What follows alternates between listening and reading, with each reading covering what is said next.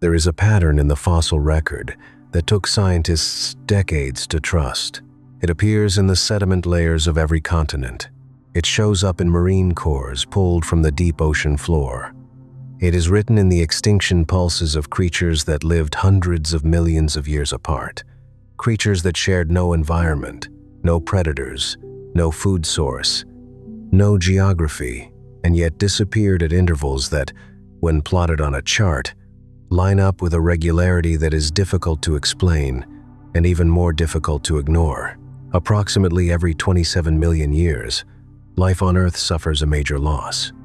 Not a local die-off, not a regional collapse, a planetary event, a disruption significant enough to leave a mark in the stone that paleontologists, working across separate continents and separate decades, keep finding in the same places in the timeline. The pattern was first proposed seriously in the 1980s.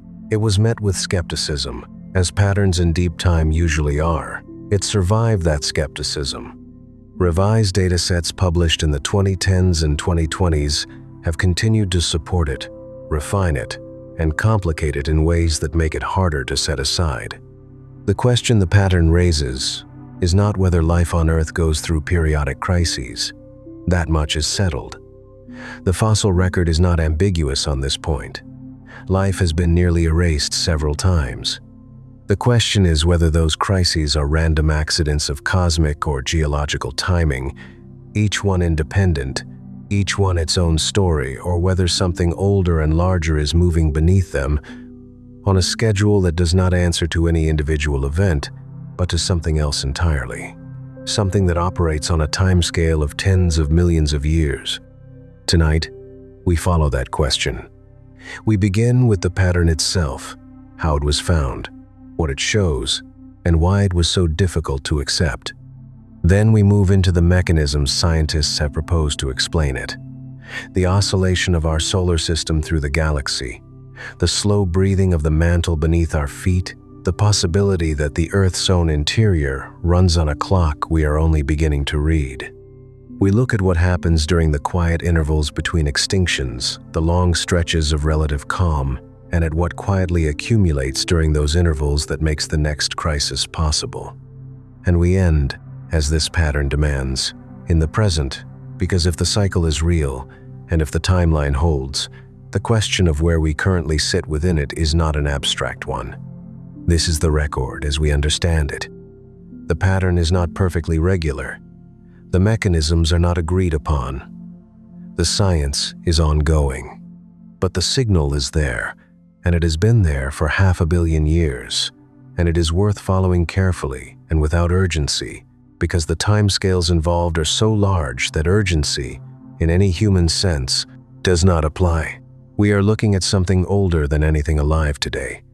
We are looking at the rhythm of the planet itself. Take your time with this. There is nowhere else to be.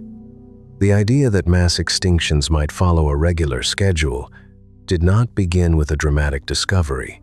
It began, as most good scientific ideas do, with a graph. In 1984, two paleontologists at the University of Chicago, David Raup and Jack Sepkoski, published a paper in the Proceedings of the National Academy of Sciences that would spend the next several decades being argued about. They had compiled a database of marine fossil genera, the kinds of sea creatures preserved in the sedimentary record going back through the Phanerozoic, the roughly 540 million years span of animal life on Earth. The database was large. The methodology was careful. The conclusion was, by the standards of geological science, extraordinary.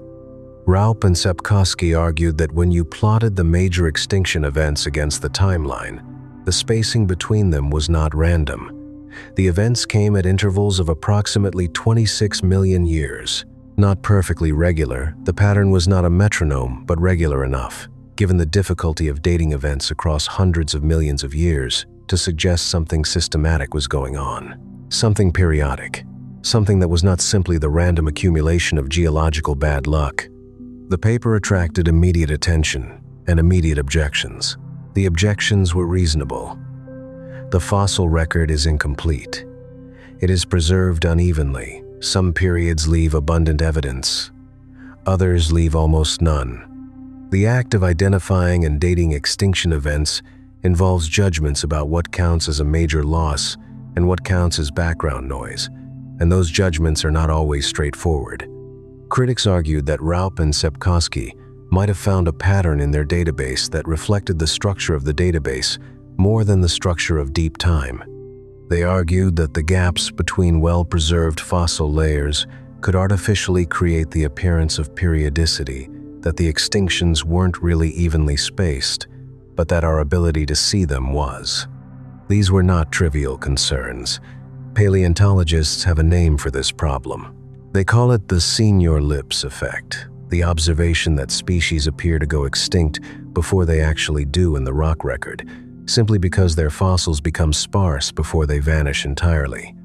If you are trying to identify the precise timing of an extinction, this effect can move your estimate by hundreds of thousands of years in either direction. Across a sample of a dozen extinction events, that kind of uncertainty can blur a pattern until it disappears. And yet the pattern persisted. In the decades that followed the original paper, other researchers returned to the question with better data. The database of marine fossils grew. Dating techniques improved not perfectly, but meaningfully. Radiometric dating of ash layers within sedimentary sequences gave more precise anchors for the timeline. Researchers who were explicitly looking for problems with the Raup-Sepkoski periodicity found some, but not enough to make the signal go away. A significant revision came in 2005 when researchers Adrian Malott and Richard Baumbach re-examined the dataset. They found that the original 26 million year figure was a slight underestimate. When they applied more rigorous statistical methods to the updated fossil record, the interval that fit the data best was closer to 27 million years. The revision was small. What it represented, though, was the signal surviving contact with better science, which is the most reliable sign that a signal is real. By 2010, the periodicity was not universally accepted, but it was taken seriously.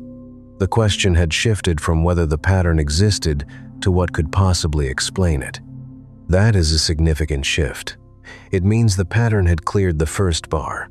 It was robust enough that serious researchers felt it was worth constructing mechanisms to explain. And the mechanisms they proposed were, in their own way, as difficult to absorb as the pattern itself, because to explain a 27 million year cycle in Earth's extinction record, you need a process that operates on a 27 million year timescale.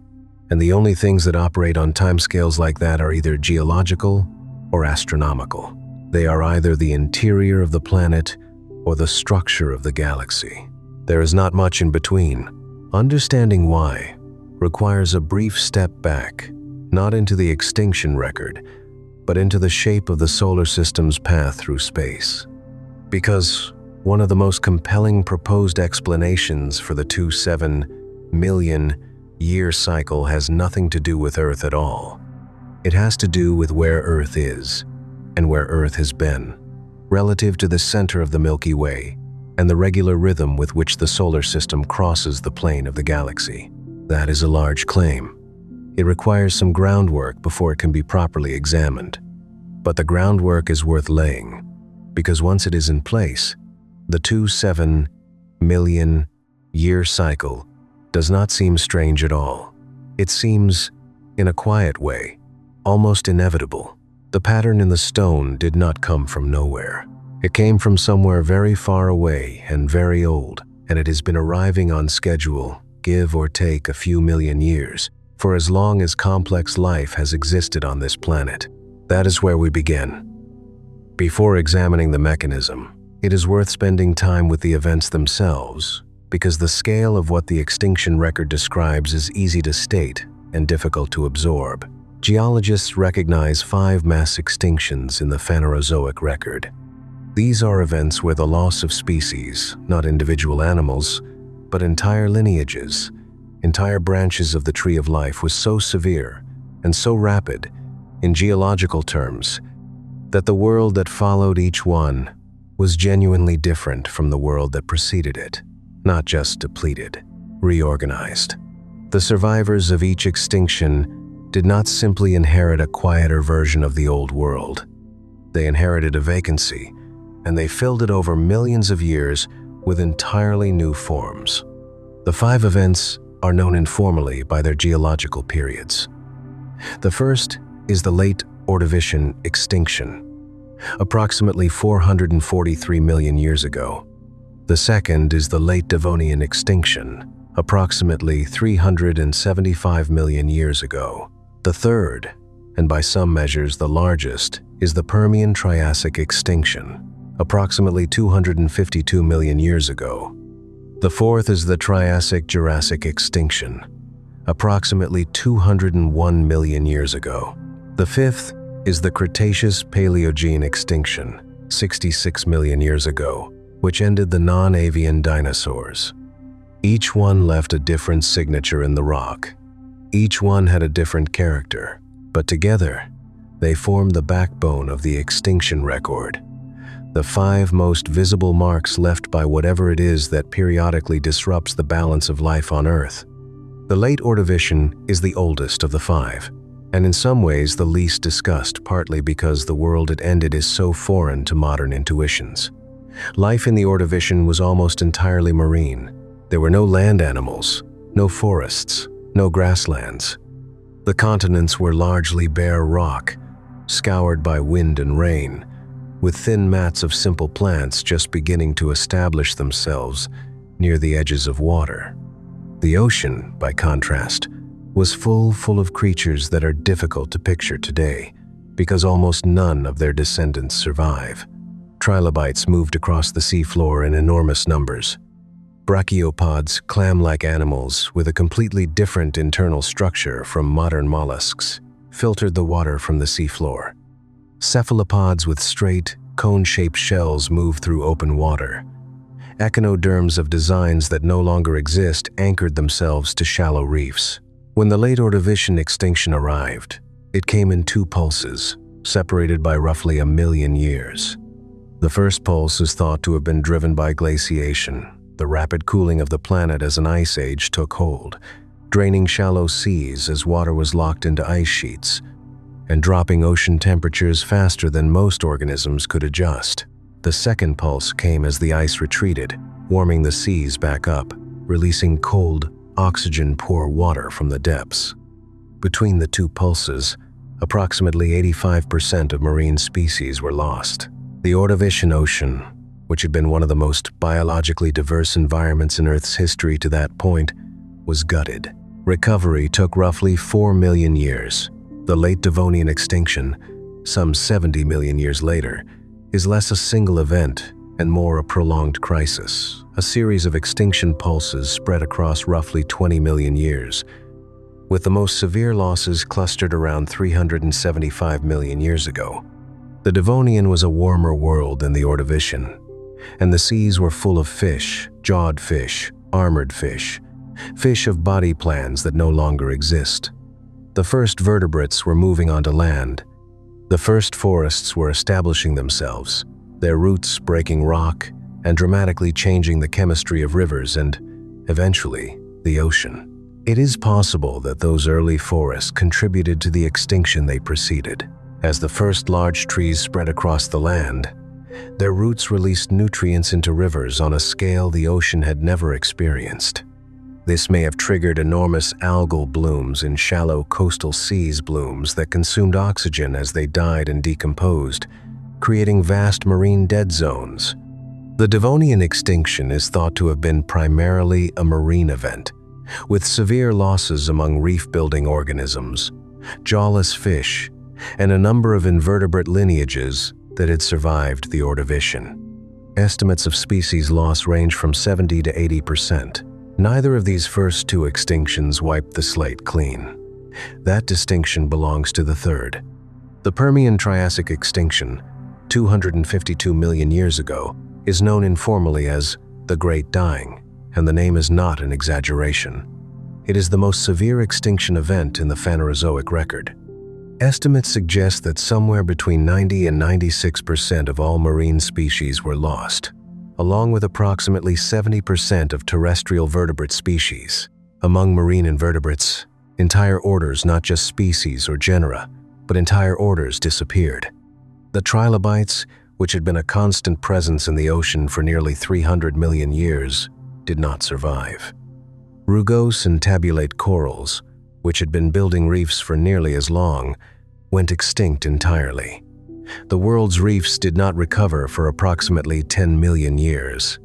The cause is generally attributed to a massive volcanic event in what is now Siberia, a period of eruption known as the Siberian Traps, during which enormous quantities of lava covered an area roughly the size of modern Europe. The eruptions released vast amounts of carbon dioxide and sulfur dioxide into the atmosphere, triggering rapid warming, ocean acidification, and the collapse of ocean oxygen levels over large areas. The warming may have been enough, in some regions, to raise ocean temperatures past the thermal tolerance of the organisms that lived there.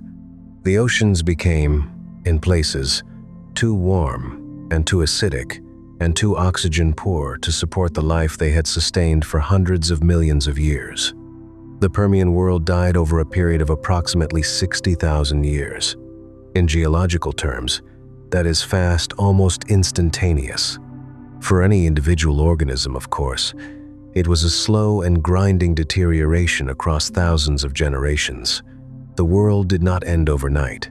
It ended across a span of time that no species could perceive as an ending, only as a worsening of conditions that never improved. The fourth extinction, at the end of the Triassic, 201 million years ago, is in some ways a smaller version of the same story. Another large igneous province, the Central Atlantic Magmatic Province, which formed as the supercontinent Pangaea began to break apart, released another pulse of volcanic gases, another round of warming, another round of ocean disruption. The losses were significant, somewhere between 75 and 80% of species. But the world entering the Triassic-Jurassic boundary was already impoverished from the Permian event, and the recovery had produced new groups of organisms that proved more resilient than what came before. The dinosaurs, which had been a minor presence during the Triassic, survived the end-Triassic extinction and walked into a world of vacancies. What followed was the Jurassic, the period most people think of when they think of dinosaurs built on the rubble of yet another collapse. The fifth extinction, 66 million years ago, is the most familiar and, in some respects, the best understood. A large asteroid, approximately 10 to 15 kilometers in diameter, struck the Yucatan Peninsula. The impact released energy roughly equivalent to 1 billion atomic bombs. The immediate effects, fire, earthquake, tsunami, were severe over a regional scale. The longer-term effects were global. A cloud of debris, soot, and sulfate aerosols that blocked sunlight for months to years, collapsing photosynthesis across large parts of the planet and causing a cascade of extinctions through the food web. Between 75 and 80% of species were lost. The non-avian dinosaurs, which had dominated land ecosystems for 165 million years, did not survive. The survivors included the small feathered dinosaurs we now call birds. They included the small warm-blooded mammals that had spent the Mesozoic living in ecological shadow. And they included a scattering of reptiles, amphibians, insects, and plants that had the right combination of diet, range, and physiology to get through a world without regular sunlight. From those survivors, the modern world was assembled. Over the 66 million years since the last great dying, life rebuilt itself slowly, in the way it always does, by filling the available space. 5 extinctions, 5 reorganizations of the biosphere, and when Raup and Sepkoski plotted them along with a larger set of smaller extinction pulses between the big 5, the spacing suggested something more than chance. The question of what that something is has been argued over for 40 years. The answer, if there is one, operates on a scale that requires leaving Earth behind entirely and looking at the path our solar system takes through the galaxy. To understand any proposed explanation for the 2-7-million-year cycle, it helps to know what actually moves on that timescale. Because the world of human experience does not give good intuitions for timescales like this, a human lifetime is roughly 80 years. A civilization from the first cities to the present is roughly 10,000 years. The dinosaurs went extinct 66 million years ago. The 2-7-million-year cycle operates across a span of time that dwarfs all of recorded human history the way a mountain dwarfs a footstep. What moves on that timescale? The short answer is the large-scale architecture of things, the movement of tectonic plates, the slow pulsing of the mantle, the orbit of the solar system through the Milky Way. These are the only processes with natural periodicities in the tens of millions of years.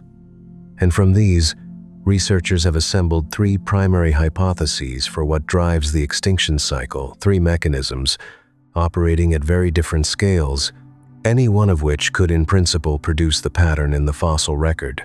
The first hypothesis is galactic. It proposes that the solar system's movement through the Milky Way periodically exposes Earth to elevated radiation or an increased flux of comets, either of which could contribute to extinction-level events. The second hypothesis is geological. It proposes that the mantle beneath Earth's crust pulses on a roughly 2-7-million-year cycle, periodically producing the massive volcanic events that have been associated with several of the largest extinctions. The third hypothesis is astronomical and geological. In combination, it proposes that the galactic cycle and the mantle cycle are not coincidental, but related, and that the same mechanism drives both. Each hypothesis has strengths. Each has weaknesses. None has been definitively confirmed or definitively ruled out, but each one is worth examining carefully, because each one reveals something about the deep structure of the system Earth inhabits. Begin with the first, the galactic hypothesis, because it is the most counterintuitive, and because it requires understanding something about the way the solar system moves through space that most people were never taught. The Milky Way is a spiral galaxy. It has a flat disk of stars, gas, and dust, with spiral arms winding outward from a dense central bulge. The solar system sits about 26,000 light-years from the center, in a region between two of the galaxy's major spiral arms. It orbits the galactic center as all stars in the disk do at a speed of roughly 828,000 kilometers per hour, completing one full orbit approximately every 225 to 250 million years. That period is known as a galactic year, or a cosmic year. But the solar system does not orbit in a flat, perfectly circular path. Like most stars in the galactic disk, it bobs up and down through the plane of the galaxy as it orbits, oscillating above and below the galactic midplane in a slow sinusoidal wave, the way a horse on a carousel rises and falls as the carousel turns. The period of this vertical oscillation, the time it takes the solar system to travel from its highest point above the plane, down through the midplane, to its lowest point below the plane, and back up again, is estimated at somewhere between 52 and 64 million years. Here is where the 2-7-million-year figure enters. The solar system crosses the galactic midplane twice per vertical oscillation, once on the way down, once on the way up. At a full oscillation period of roughly 54 million years, that gives a mid-plane crossing interval of approximately 27 million years. The galactic midplane is not empty. It is the densest region of the galactic disk, the place where the concentration of stars, gas clouds, and dark matter is highest. It is also the region where the density of the galactic disk's interstellar material is greatest, and where the solar system is most likely to pass through or near a dense molecular cloud, a region of gas and dust concentrated enough to potentially disrupt the outer solar system. The outer solar system, specifically the Oort cloud, A vast spherical shell of icy bodies that extends roughly a light year from the Sun is thought to be gravitationally sensitive to disturbances from nearby mass concentrations. A dense molecular cloud passing relatively close to the solar system, or the increased gravitational influence of the galactic disk's mass concentration near the midplane, could perturb the Oort cloud, nudging icy bodies out of their stable distant orbits and sending some of them inward toward the inner solar system as long-period comets. Most of those comets would pass harmlessly through the inner solar system, but over a period of millions of years, an elevated flux of incoming comets increases the probability of an impact. Not a certainty, not even a likelihood for any individual comet, but a statistical elevation of risk sustained over millions of years that could translate into a modestly higher rate of large impacts during and around the midplane crossing. The Cretaceous-Paleogene extinction, 66 million years ago, is the most familiar example of an impact-driven extinction. The evidence for that impact, the iridium layer, the shocked quartz, the global soot signature, is unambiguous. What is less settled is whether the Chicxulub impactor was a comet or an asteroid. If it was a comet, and if it arrived during a period of elevated comet flux associated with a galactic midplane crossing, then it becomes a data point for the galactic hypothesis. Alone, it is not enough. But the galactic hypothesis does not depend on a single data point.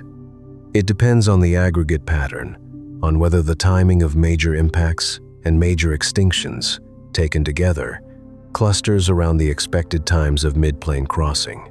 The data on this is suggestive, but not conclusive. The dating uncertainties involved in both the geological record and the galactic oscillation period are large enough that a meaningful alignment could be somewhat displaced in either direction. This is the honest position on the galactic hypothesis. It is physically plausible, the mechanism is real, the orbital geometry is well established, and the predicted periodicity matches the observed periodicity in the fossil record well enough to take seriously. But the evidence for it specifically driving the extinction cycle is circumstantial, and the errors in both the geological and astronomical timelines leave enough uncertainty that a skeptic can reasonably remain unconvinced. The second hypothesis is terrestrial. It does not look to the galaxy at all, it looks down. The galactic hypothesis, examined closely, raises a question that it does not fully answer on its own. Even if the solar system's oscillation through the galactic midplane increases comet flux on a 2.7 million year cycle, how large is the actual increase? And is that increase large enough to account for the pattern of extinctions in the fossil record? This is not a dismissal. It is a measurement problem, and it is one that astronomers and geologists have been working on for decades. But it is worth sitting with the question, because the galactic clock, for all its elegance, operates on probabilities, not certainties, and the fossil record is asking for something that caused real, measurable, global catastrophe at roughly regular intervals for hundreds of millions of years. Let us follow the mechanism a little further before evaluating its limits. When the solar system descends toward the galactic midplane, the gravitational gradient it experiences increases. The disk's mass, stars, gas, dark matter, all of it is more concentrated near the midplane than above or below it. As the solar system moves deeper into that concentration, the tidal force it experiences from the galactic disk strengthens. This galactic tidal force acts on the Oort cloud in a way that is gradual and diffuse. It does not throw comets at the inner solar system like projectiles. Instead, it slowly reshapes the orbits of Oort cloud objects over millions of years, gradually reducing the perihelion distances of some, the closest point of their orbit to the Sun, until those objects fall into the inner solar system on highly elongated orbits. The process is slow even by geological standards. A comet whose perihelion is being slowly reduced by galactic tidal forces will take millions of years to cross the threshold into the inner solar system. This means the elevated comet flux during a midplane crossing is not a spike. It is a broad elevation that persists for millions of years around the crossing, rising and falling gradually. This matches, in a general way, the observation that major extinction events are not perfectly instantaneous in the geological record. They tend to have a main pulse, but also a broader context of environmental stress that precedes and follows them. The question of how much the comet flux actually increases during a midplane crossing is one of the least well-constrained numbers in this entire problem. Estimates have varied widely depending on how the Oort cloud structure is modeled and how strong the galactic tidal force is assumed to be at the midplane. Some models suggest a modest increase, perhaps doubling or tripling the baseline rate of long-period comets entering the inner solar system. Others suggest the increase could be substantially larger if the solar system passes near a dense molecular cloud at the same time as the midplane crossing. It is the combination that interests some researchers most. The galactic midplane is not a uniform region. It has structured denser patches and less dense patches, and the spiral arms themselves, which the solar system periodically passes through on its longer galactic orbit. If a midplane crossing coincides with passage through or near a dense molecular cloud, the perturbation of the Oort cloud could be significantly stronger than the baseline midplane crossing alone. This introduces a stochastic element, a randomness, into what would otherwise be a purely regular cycle, which could help explain why the extinction cycle is approximately periodic, but not precisely so. This is actually a feature, not a problem. The fossil record does not show extinctions at exact 2-7 million year intervals.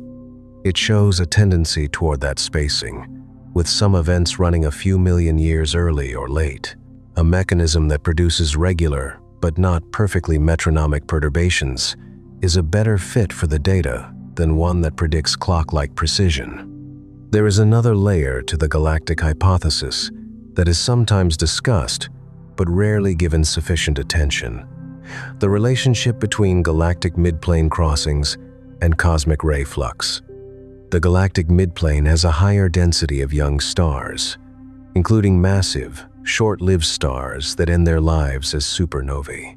Supernovae produce cosmic rays, high-energy particles that travel vast distances through the galaxy. When the solar system is near the midplane and near a region of active star formation, it is exposed to a higher flux of cosmic rays than when it is well above or below the plane.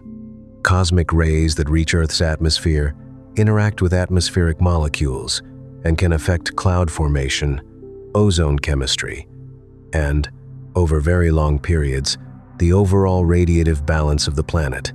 The relationship between cosmic ray flux and Earth's climate is actively studied and actively debated. The magnitude of the effect is not settled, but the direction of the effect is reasonably well established. More cosmic rays, more ionization in the upper atmosphere, more cloud nuclei, potentially more cloud cover, potentially a cooling effect on the surface. If galactic midplane crossings produce both an elevated comet flux and an elevated cosmic ray flux, the combined effect on Earth could be meaningfully larger than either effect alone. The cooling from cosmic ray-driven cloud changes, combined with the impact risk from perturbed comets, combined with whatever other environmental stresses happen to be operating at the time, could together produce the kind of broad-spectrum planetary stress that drives large-scale extinction. This is the most complete version of the galactic hypothesis. Not a simple impact-driven story, but a multi-factor environmental disruption triggered by the solar system's periodic immersion in the denser, more active environment near the galactic midplane. Each crossing is different. The specific combination of molecular clouds encountered, supernovae in the vicinity, the precise perturbation of the Oort cloud, which is why each extinction event is different in character, even if the underlying driver is the same. The galactic clock, in this reading, is not a trigger. It is more like a season, a period of elevated risk, lasting millions of years, during which the probability of catastrophic events is higher than during the quiet intervals above and below the plane. Not every midplane crossing produces a mass extinction, but the mass extinctions we do have tend to cluster, with some timing uncertainty. around the expected crossing times. Whether that clustering is real or is an artifact of incomplete data and imprecise dating, that is the question that keeps this hypothesis from being settled. The galactic clock is plausible. It may be real, but it is not proven, and the honest appraisal of the evidence does not permit certainty in either direction, which is why the second hypothesis matters, because it comes from entirely different evidence, operates through an entirely different mechanism, and arrives at roughly the same number: 27 million years. From below, the Earth is not solid. From the surface to the center, it is divided into layers with different compositions, temperatures, and behaviors. And the layer immediately below the crust, the mantle, is not the rigid thing that everyday intuition might suggest. The mantle is solid in the sense that seismic waves move through it, as they would through a solid. But over geological time, over millions and tens of millions of years, it flows slowly, in response to heat and pressure, the way glass flows given enough time and enough warmth. The mantle is driven by heat left over from the formation of the planet, and heat produced by the ongoing decay of radioactive elements within the rock. That heat moves upward through the mantle by a process of convection. Hotter, less dense material rises. Cooler, denser material sinks.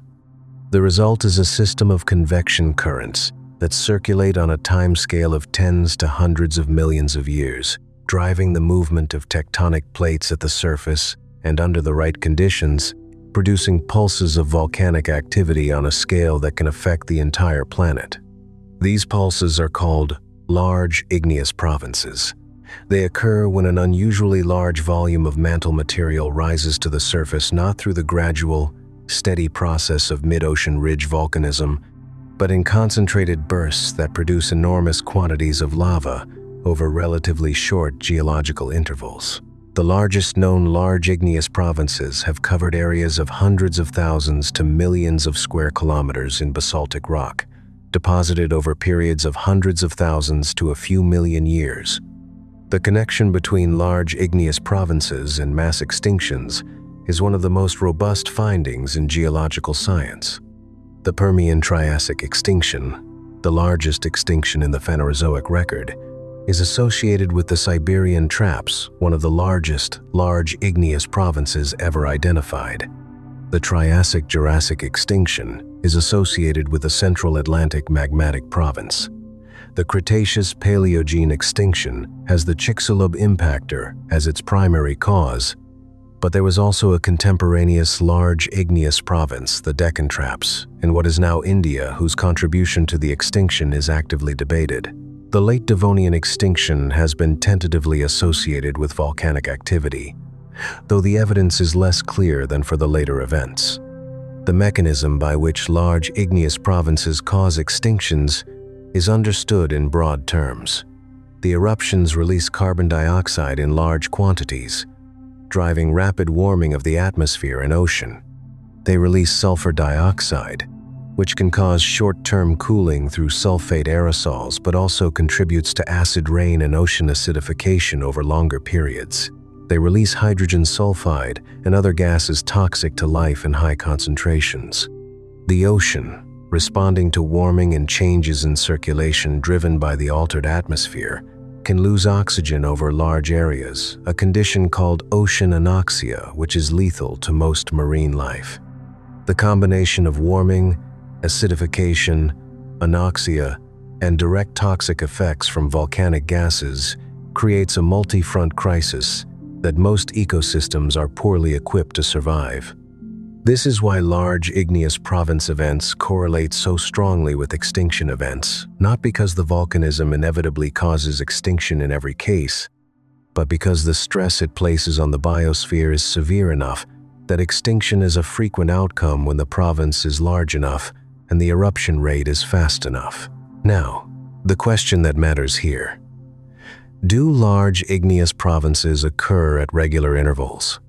This is harder to establish than it might seem, because the geological record of ancient large igneous provinces is incomplete. The oldest provinces are the least well preserved, Their surface expressions have been largely eroded or subducted, and their ages are difficult to pin down precisely. But the record of the last 500 million years is good enough to allow some analysis, and several researchers have looked at it carefully. What they have found is suggestive. A 2019 study by researchers Michael Rampino and Ken Caldera examined the timing of large igneous provinces over the past 260 million years and found evidence for clustering at roughly 2, 6, 2, 2, 7 million year intervals. Not every 27 million years does a large igneous province appear, but the record, such as it is, shows the events concentrating at intervals that match the periodicity in the extinction record. If this is real, it means the mantle itself is cycling on a 2-7 million year timescale. And that is a geologically interesting claim, because it asks what in the dynamics of mantle convection could produce a pulse with that regularity. One proposal involves the behavior of subducted tectonic plates. As oceanic crust is subducted, pushed down beneath continental crust at convergent plate boundaries, it sinks into the mantle, carrying with it water and other volatiles that lower its melting point. These subducted slabs descend through the upper mantle and, in some cases, pile up at the boundary between the upper and lower mantle, roughly 660 kilometers below the surface. When enough material accumulates there, it can collapse catastrophically into the lower mantle, a process called an avalanche instability, disturbing the thermal structure of the lower mantle and potentially triggering a compensating upwelling of hot material.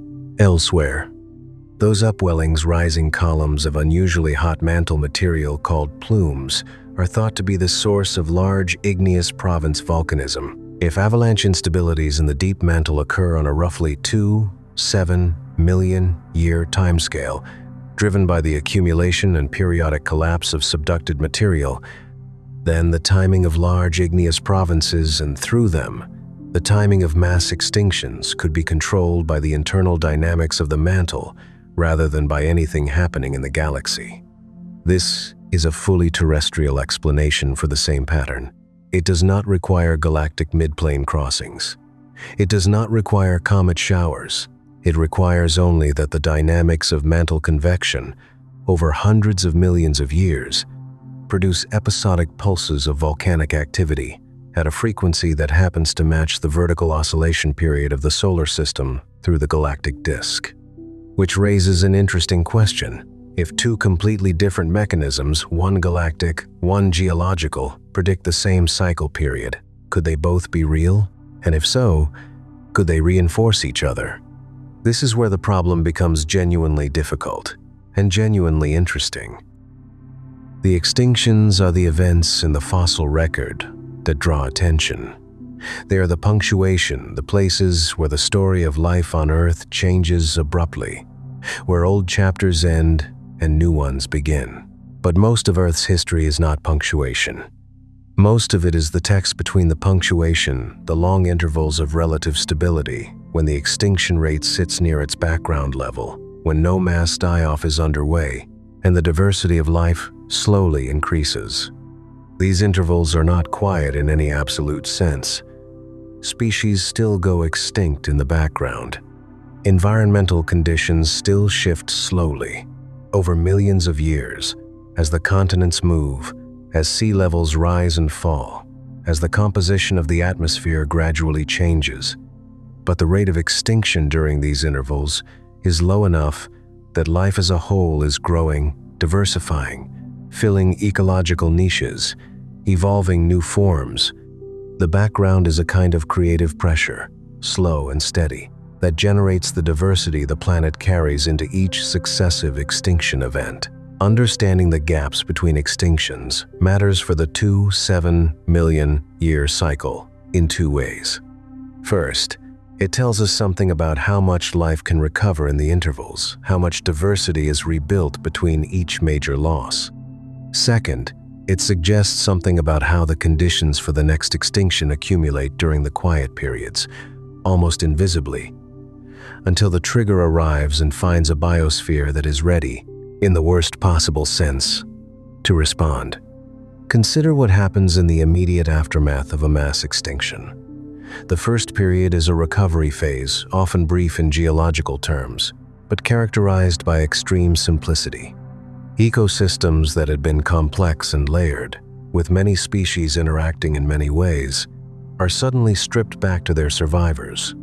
Those survivors are often the generalists, the organisms with broad dietary tolerances, wide geographic ranges, and the ability to persist through environmental disruption.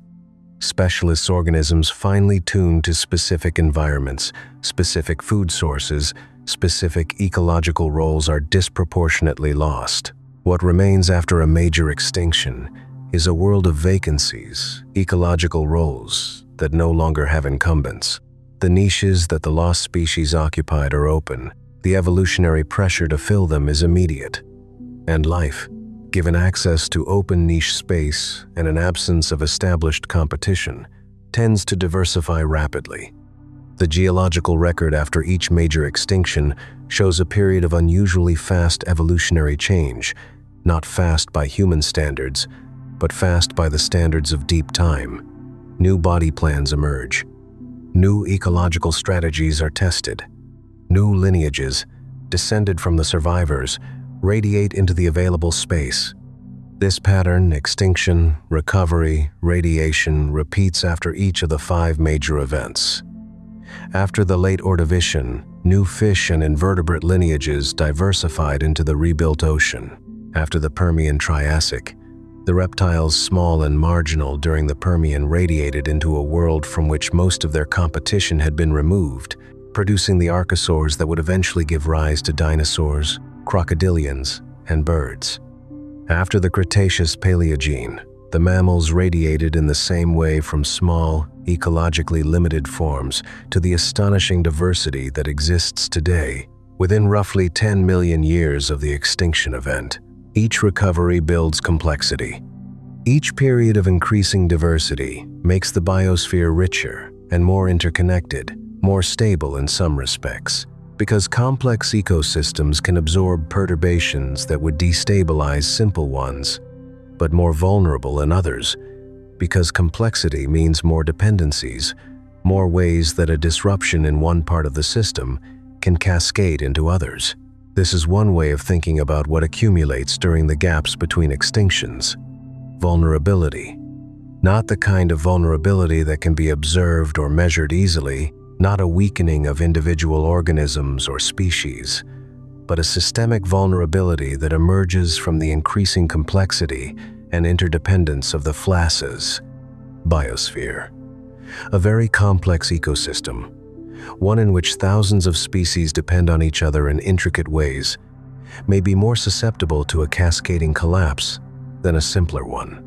When the trigger arrives, whether it is an impact, a volcanic pulse, a galactic perturbation, or some combination, the complexity of the pre-existing biosphere may determine how far the collapse propagates.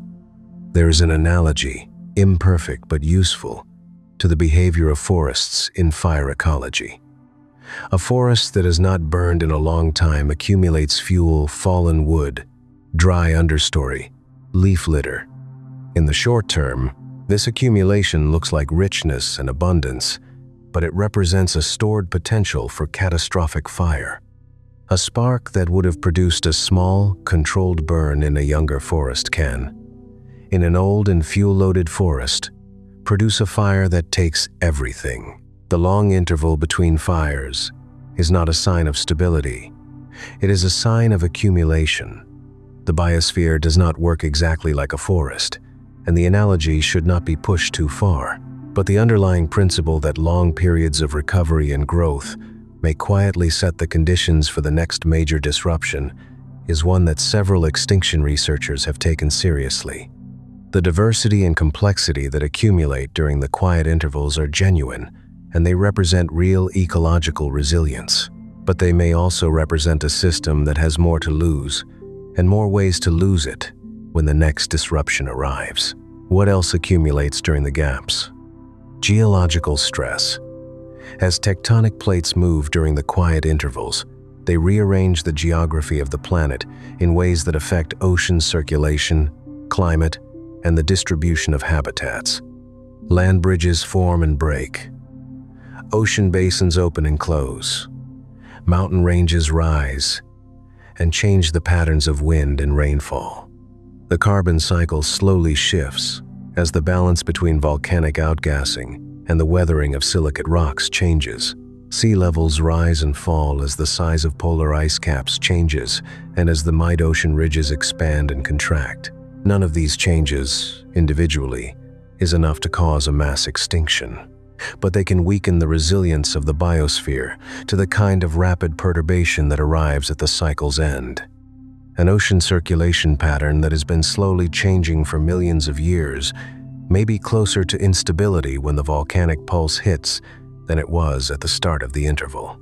A world that is already warmer or cooler than the previous baseline may have less buffer against the rapid temperature change that a large igneous province brings. In this sense, the gaps between extinctions are not neutral. They are not simply pauses. They are periods during which the conditions for the next extinction are being laid, slowly and invisibly, through the normal operation of the geological and biological systems that make up the Earth. The cycle is not only in the timing of the triggers, it is also in the readiness of the world to be disrupted when the trigger arrives. The last mass extinction in the fossil record, the Cretaceous-Paleogene event, occurred 66 million years ago. If the 27 million year cycle is real, and if the last extinction marks a reset point in the cycle, then the next alignment of whatever conditions drive the cycle would be expected somewhere around 39 million years in the future. If the cycle runs from an earlier reference point, the timing shifts, but the order of magnitude stays roughly similar. We are not near the end of a cycle in the astronomical or geological sense. We are somewhere in the middle of an interval, a quiet period, by the standards of deep time. This is a calming fact. If the cycle is real, but the honest account of where we are in the cycle requires acknowledging several things. The first is that the cycle, if it exists, is approximate. The 27 million year figure has statistical error around it. Extinctions within the cycle run early or late by millions of years, depending on the specific combination of conditions. The galaxy does not send a precise signal. The mantle does not keep precise time. The next event in the cycle, whenever it comes, could arrive somewhat earlier or later than the average interval suggests. The second is that the cycle, if it is driven by the galactic oscillation, requires knowing the solar system's current position in its vertical orbit accurately, and the uncertainty in that measurement is not trivial. Estimates of the current displacement of the solar system above the galactic midplane range from about 20 to 100 light-years north of the plane, moving upward and away from the midplane. The solar system passed through the midplane sometime in the past few million years. The estimates vary widely and is currently in the phase of moving away from it. This means we are in what should be, according to the galactic hypothesis, a relatively low perturbation phase, the solar system moving away from the denser midplane environment, not toward it. If that is correct, then the galactic contribution to extinction risk is currently declining, not increasing. The comet flux, if it was elevated during the last midplane crossing, should be gradually returning to its baseline. The cosmic ray environment, if it was more intense near the midplane, should be slowly improving. This is consistent with the observation that no mass extinction appears to have occurred in the last 10 to 15 million years. The Miocene was not, by the standards of deep time, a particularly catastrophic time for life on Earth. The third thing to acknowledge is what the fossil record cannot tell us about the present. The fossil record is a record of the past. It documents extinctions that have already happened, through the preservation of organisms that have already died. It cannot tell us, directly, what the extinction rate is right now, because the present is not yet preserved, and because the timescales over which mass extinctions are identified in the record are long, compared to any individual human lifetime, or even any individual civilization. There is a separate body of evidence for a current elevated extinction rate, based on direct observation of species, populations, habitat loss, and the documented disappearance of species over the past few centuries. This evidence is real, and the extinction rates it documents are well above background in many taxa. But this is a different kind of event from the deep time cycle described in this script. It has a different cause, a different signature, and a different character.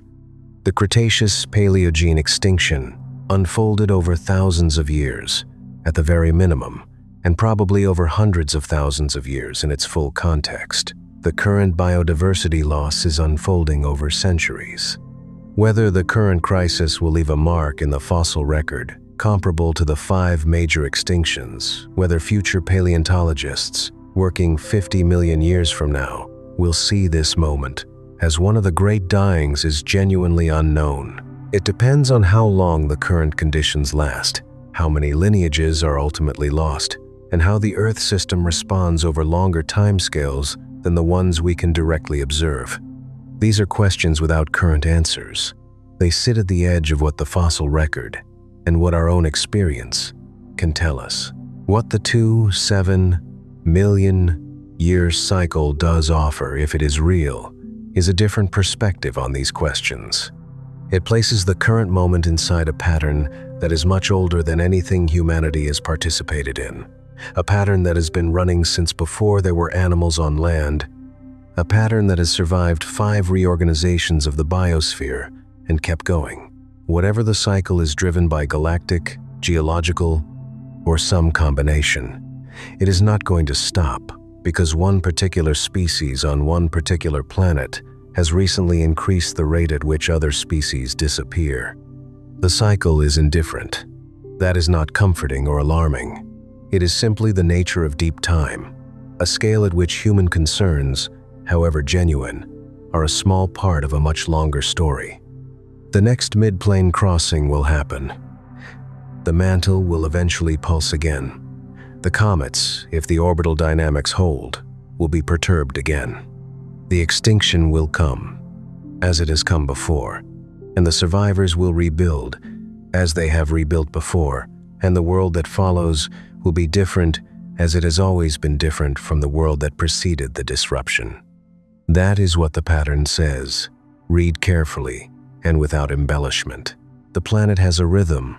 It is slow, and it is irregular, and it is not well understood, but it is there, in the fossil record, if you know how to look.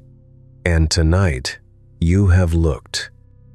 There is a line in the fossil record that marks the end of the Permian. It is visible in exposed rock faces on several continents, a thin band where the Permian rock gives way to Triassic rock, with almost nothing in between. The creatures that lived below that line are mostly gone. The creatures that lived above it are mostly new. The line is not dramatic to look at. It is just a change in the color and texture of the stone. But it represents approximately 90% of all marine species that existed at the time. An inventory of life so large and so various that the full extent of what was lost is still being reconstructed from fragments. What the fossil record cannot tell us is how it felt to be inside that loss. The organisms that experienced it did not know that a pattern was operating. They did not know that what was happening to them was part of a cycle that would reset eventually, and that life would continue.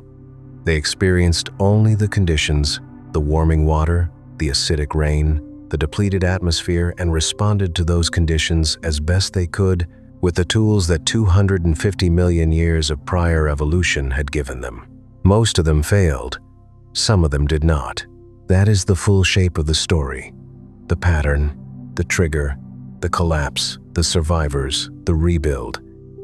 And then, after millions of years of quiet, the pattern again. We are, by all current estimates, in the quiet part. The cycle has not ended. It has simply paused, the way it always pauses, for long enough that the world can grow back and forget. If species can be said to forget what came before, the record does not tell us when the next disruption will come, or what will cause it, or which lineages will survive. It only tells us that the question is not whether, it is when, and that the when measured in the units that the cycle uses, is something that no living thing on Earth is built to perceive. For now, the stone remembers. The rest of us can rest. It is worth understanding, in more detail, how a pattern like this gets established in science, because the process is not straightforward, and because the difficulty of the process is part of what makes the 2.7 million year signal credible. Science has a long history of finding patterns in data that turn out to be artifacts of the data rather than features of reality. The history of medicine is full of correlations that seemed compelling and turned out to be coincidences. The history of geology is full of periodic signals that dissolved when better dating techniques were applied. The fact that the extinction periodicity has survived multiple rounds of scrutiny with improved databases, improved dating, and explicit attempts to find and eliminate bias is genuinely meaningful. The initial Raup and Sepkoski database drew on what was available in the early 1980s, a catalog of marine genera organized by geological stage. Geological stages are the subdivisions of geological time recognized by stratigraphers. They have defined boundaries, often marked by recognizable changes in the fossil assemblage or by radiometrically dated layers. The problem is that the stages are not uniform in duration. Some last for several million years, others are shorter. If extinction events cluster at stage boundaries because that is how the record is organized, and because paleontologists tend to identify extinction events at those boundaries, then the apparent periodicity in the data could reflect the structure of the staging system rather than any real rhythm in the extinctions themselves. This concern was taken seriously. It was addressed in subsequent analyses by working with more refined timescales and by using radiometric dates rather than stage boundaries wherever they were available. The result was that the periodicity survived, somewhat modified, but intact. The revision from 26 to 27 million years, produced by Malat and Bambach's 2005 reanalysis, was itself a product of applying more precise dating, and the fact that a more precise analysis produced a slightly larger number, closer to what the galactic oscillation predicts, was noted by researchers working on the galactic hypothesis. There is also the question of what counts as a mass extinction event for the purposes of identifying the cycle. The 5 major extinctions are unambiguous. They are large enough that no reasonable definition of mass extinction excludes them. But below the major 5, there is a continuous range of extinction events of varying severity, and the choice of threshold. How large does a die-off have to be to count as a data point in the cycle analysis affects what the pattern looks like. Raup and Sepkoski did not limit their analysis to the Big 5. They included a larger set of extinction events of varying size, and it was the full dataset, not just the major 5, that produced the clearest periodicity signal. Some critics argued that this introduced subjectivity into the analysis, that the choice of which smaller events to include was not always rigorous. Later analyses have attempted to address this by using continuous extinction rate curves rather than discrete events, looking for periodicity in the overall rate of species loss across time rather than in the timing of identified events. These analyses have also found a signal, though interpreting it is complex. What has emerged from 40 years of work on the extinction periodicity is something like a graduated confidence. The signal is almost certainly real in some form. The precise period is uncertain, within a range of roughly 25 to 30 million years. The mechanism or mechanisms are unknown, and the relationship between the periodicity in the extinction record and the various proposed physical mechanisms is suggestive but not demonstrated. That is the honest state of the science. It is a finding that demands attention but does not permit certainty. The pattern is there. The pattern has survived. The pattern does not yet have an explanation that everyone accepts.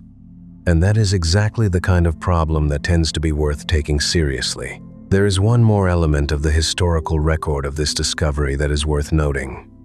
In 1984, the same year that Raup and Sepkoski published their periodicity paper, 2 other research groups, independently published papers proposing mechanisms for that periodicity before the periodicity itself was widely accepted.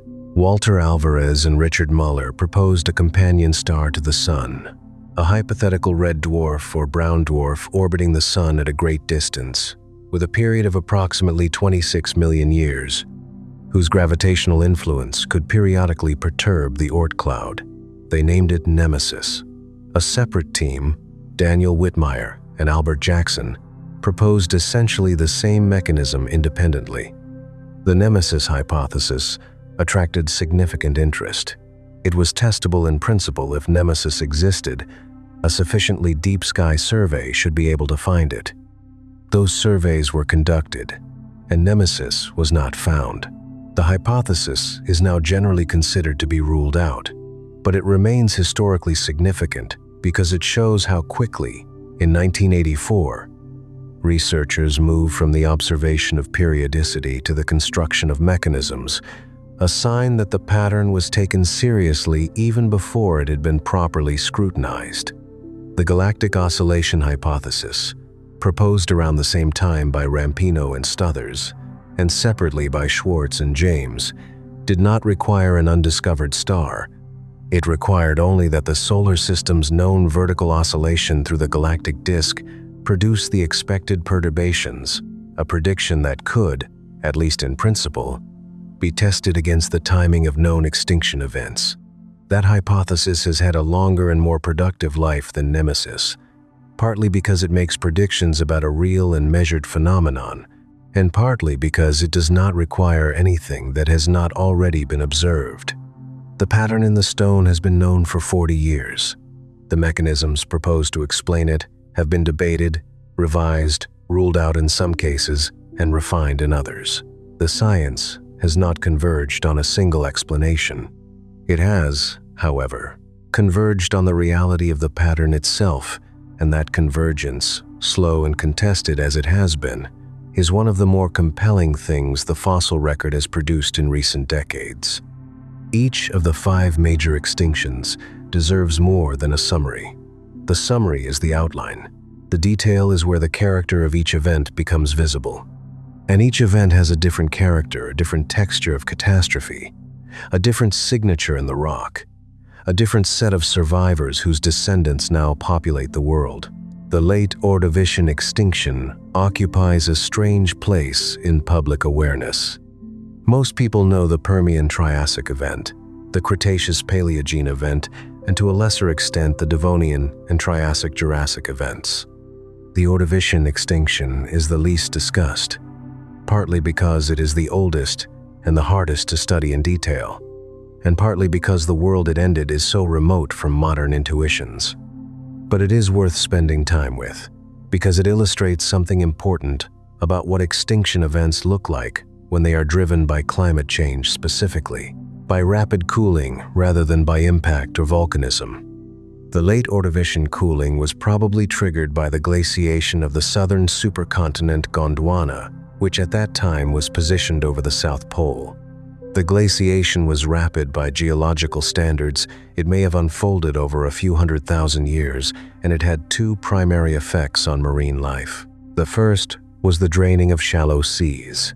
In the Ordovician, much of the marine biodiversity was concentrated in shallow, warm coastal environments, the continental shelves and epicontinental seas that covered large areas of the continents. As ice accumulated in Gondwana, global sea levels dropped, exposing the continental shelves and eliminating the habitat that the most diverse communities depended on. Organisms that had nowhere else to go, that were not capable of migrating to deeper water or to different latitudes, died with their habitat. The second effect was the cooling of the ocean itself. Many marine organisms in the Ordovician were adapted to the warm, stable temperatures that had characterized the ocean for tens of millions of years. Rapid cooling, even by a few degrees, sustained over thousands of years, was enough to push many of those organisms outside their thermal tolerance range. The cooling was particularly severe in high-latitude regions where the glaciation was strongest, but it propagated through the ocean circulation system to affect lower latitudes as well. Then the glaciation ended, and the second pulse of the Ordovician extinction arrived. The ice retreated, sea levels rose, and the cold, oxygen-poor water that had accumulated at depth during the glacial maximum was mixed back into the ocean system. For organisms that had survived the cooling phase by retreating to deeper or cooler water, the return of warmer conditions was also disruptive. For organisms that had survived in shallow water, the return of anoxic conditions from the deep was lethal. Between the two pulses, the Ordovician Ocean was gutted. What is remarkable is what survived. The jawless fish, the early vertebrates of the Ordovician, made it through, though barely. Certain families of brachiopods and cephalopods held on. Some of the early echinoderms survived in reduced numbers. From those survivors, the Silurian Ocean was assembled a world similar in structure to the Ordovician, but rebuilt from a diminished starting set, with many of the lineages that had dominated the earlier period now absent. The Devonian extinction is, in character, the most protracted and the most complicated of the five. It is not a single event, but a prolonged crisis, lasting perhaps 20 million years, with several distinct pulses of elevated extinction rate within that interval. The two largest pulses, the Kellwasser event, approximately 375 million years ago, and the Hangenberg event, approximately 359 million years ago, are themselves each associated with multiple phases of environmental disruption. What makes the Devonian extinction scientifically interesting, beyond its severity, is the possibility that it was partly caused by life itself, by the spread of the first forests. This is an idea that has gained increasing support over the past 2 decades, and it is worth examining in some detail. The Devonian was the period during which land plants made the transition from low-growing, non-vascular mats to the first true trees, tall, woody plants with deep root systems and extensive canopies.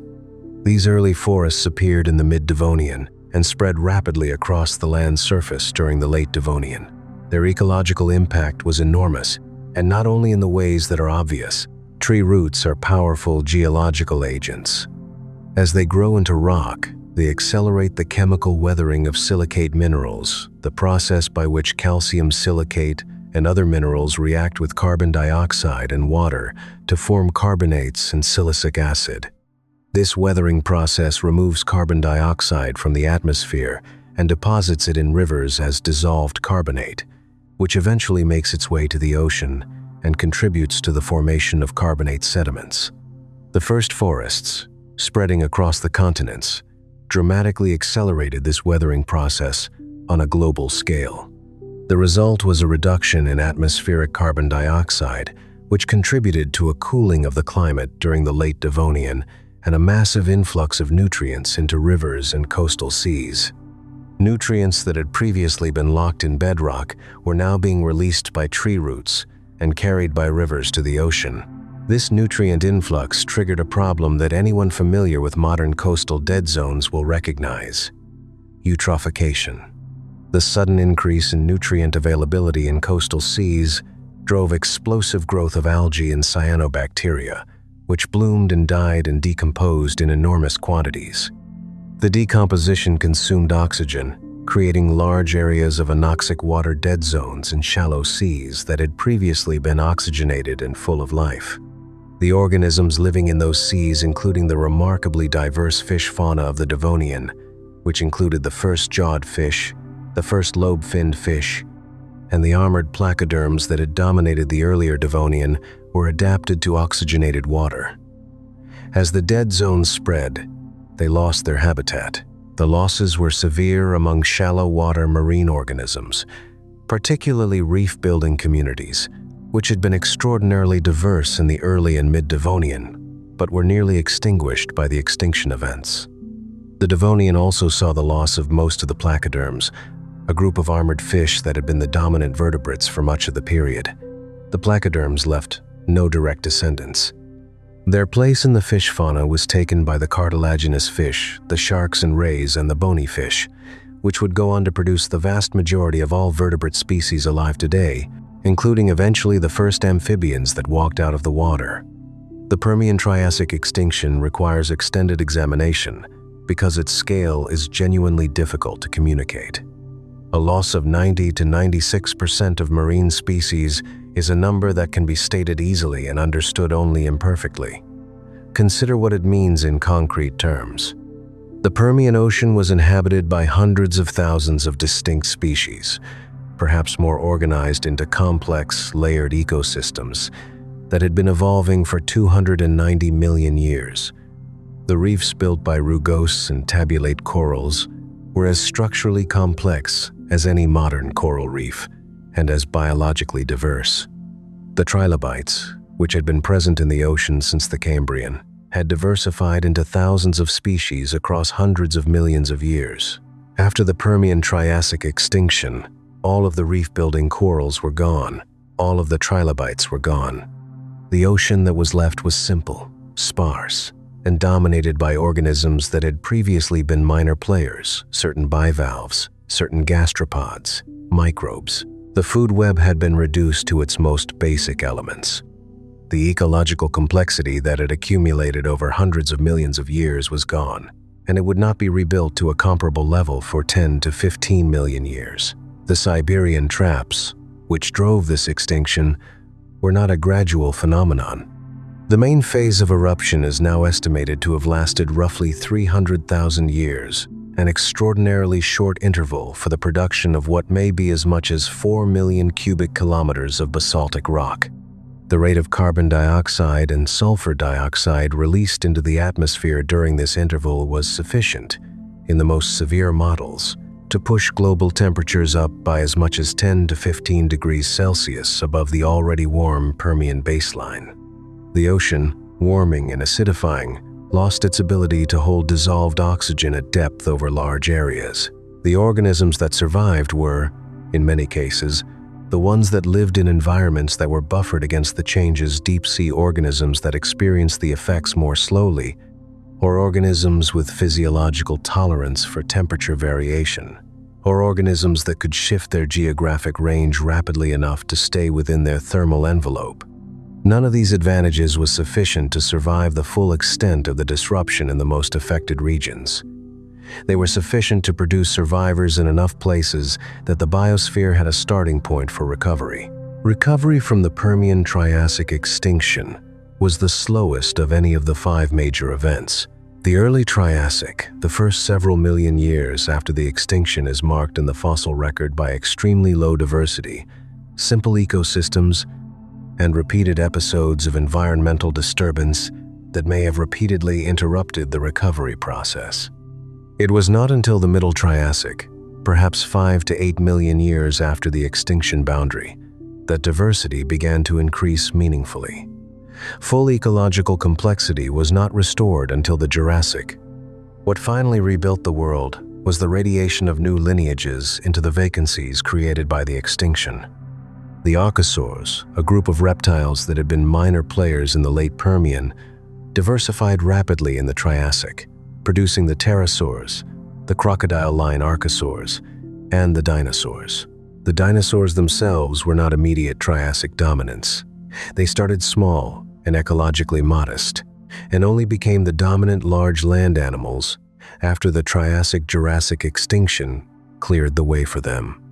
The pattern is consistent across all 5 events. Extinction creates vacancy. Vacancy enables radiation. Radiation produces a new world. The new world is always different from the old world, not just depleted, but reorganized. The hierarchies of dominance change. The lineages that were minor before the extinction become major after it. The world that follows is not a restoration. It is a reconstruction, built from different materials on a cleared foundation.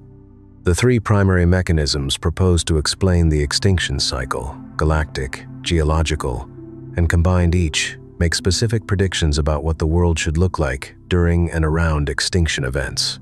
Evaluating those predictions against the fossil record is the core of the ongoing scientific debate, and it is worth examining each prediction in some detail. The galactic hypothesis predicts that extinction events should correlate with the timing of galactic midplane crossings, which is to say, They should cluster at intervals of approximately 27 million years, offset by whatever error exists in our estimate of the solar system's current position in its vertical orbit.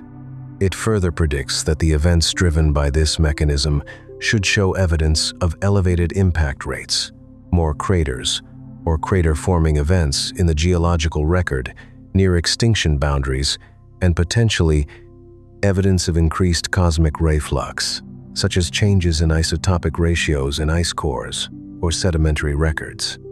The impact crater record is relevant here. A 2019 study by Richard Stuthers examined the ages of large impact craters and found evidence for clustering at intervals consistent with the extinction periodicity. The evidence is imperfect, the crater record is incomplete, and many ancient craters have been destroyed by erosion, subduction, or burial, but the signal is present at a statistically suggestive level.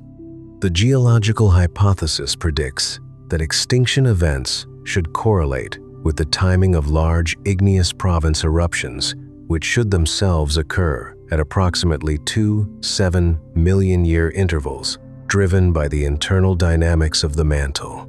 It predicts that extinction events should show evidence of volcanic forcing, elevated carbon dioxide, ocean acidification, anoxia, even in cases where no impact has been identified.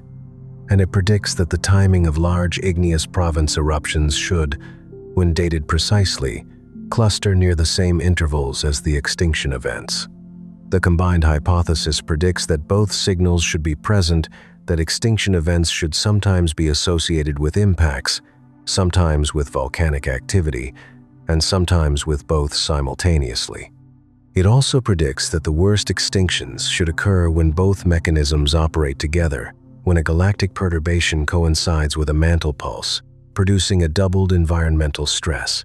The Permian-Triassic extinction, the most severe in the record, could in principle be such a coincidence. An interval when the solar system was near the galactic midplane, and the Siberian traps were erupting simultaneously. Whether this coincidence is real or coincidental, a genuine alignment of mechanisms or an appearance of alignment within the uncertainties of deep time dating is one of the open questions in the field. The dating uncertainties involved are significant enough that it is not currently possible to resolve this question from the existing data. Better dating of large igneous province eruptions and better constraints on the solar system's galactic oscillation could in principle provide the precision needed, but neither is easily available at the level required. What is clear is that no single mechanism, examined alone, explains the full pattern cleanly. The impact record supports the galactic hypothesis for some events, but not all. The volcanic record supports the geological hypothesis for some events, but not all. The 5 major extinctions have different enough characters, different signatures of causation, different rates of extinction, different patterns of recovery that a single mechanism seems unlikely to account for all of them equally well. This points toward the combined hypothesis as the most likely framework. Not a single clock, but a planet embedded in multiple systems that each operate on similar timescales, each capable of driving major disruption, and each occasionally coinciding in ways that produce the worst events in the record. The Earth is not an isolated system. It sits within a solar system that sits within a galaxy that has its own structure and dynamics. The interior of the Earth is a dynamic system with its own timescales. The coincidence of these timescales, the fact that the galactic oscillation period and the mantle pulse period are similar enough to produce a rough alignment, may itself require explanation. Or it may be a coincidence that is given significance by the fact that we are looking for it. This is one of the hardest parts of the problem, distinguishing between a real structural alignment of mechanisms and a pattern-matching bias in the researchers looking for it. Science has tools for this: statistical tests, independent data sets, explicit attempts to break the apparent pattern, and those tools have been applied. The pattern has survived them, mostly. But survival of statistical scrutiny is not the same as proof of mechanism. The fossil record is consistent with the 2-7 million year cycle. it is not yet sufficient to prove what drives it. The quiet intervals of the fossil record are not well publicized. There is no popular name for the period between the Ordovician and Devonian extinctions, though it lasted roughly 70 million years. There is no documentary tradition built around the Jurassic's middle years, when no mass extinction was occurring, and the dinosaurs were simply going about the business of being the dominant large animals on Earth. The gaps are the most of Earth's history. They constitute most of the timeline, and they are, by comparison with the extinction events themselves, underexplored. This matters for the cycle hypothesis, because the gaps are where the system resets. The gap is the period during which the conditions for the next extinction accumulate through the slow drift of tectonic plates, through the gradual changes in ocean chemistry and circulation, through the radiation of new lineages and the increasing complexity of food webs. Understanding what happens in the gaps is essential to understanding why the extinctions, when they come, are as severe as they are. One thing that accumulates in the gaps is endemism, the concentration of species into geographically restricted ranges. Early in a recovery period, the surviving lineages are often cosmopolitan. They survived partly because they could persist in a wide range of environments, and their early post-extinction radiation tends to produce geographically widespread forms. But as the recovery matures and the biosphere grows more complex, evolution tends to produce more specialized forms adapted to more specific conditions in more restricted areas. This increasing endemism is a feature of mature, diverse ecosystems. But it also means that more species have more to lose from any disruption of their specific habitat.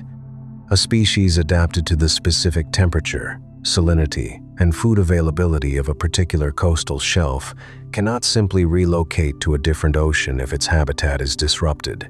Its options are narrowing as its specialization deepens.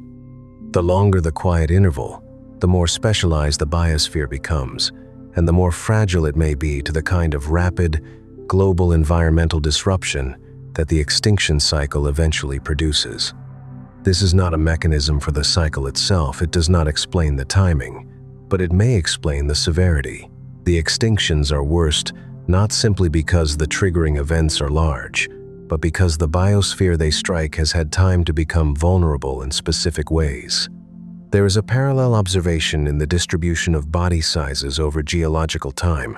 In the immediate aftermath of extinction events, the survivors tend to be small, both because small organisms often have higher reproductive rates and greater physiological flexibility, and because large organisms require more resources and are more vulnerable to food web disruption. As the recovery proceeds and food webs rebuild, organisms get larger. Maximum body sizes increase as the ecosystem can support the energy requirements of large predators and large herbivores. By the late stages of a quiet interval, the biosphere contains many large organisms, the iconic giants of each era, from the giant marine predators of the Devonian to the sauropod dinosaurs of the Jurassic and Cretaceous. These large organisms are, generally, more vulnerable to extinction than their smaller counterparts. They require more resources, they reproduce more slowly, and they are more sensitive to disruptions in the food web. When the extinction trigger arrives, the large organisms tend to be disproportionately affected.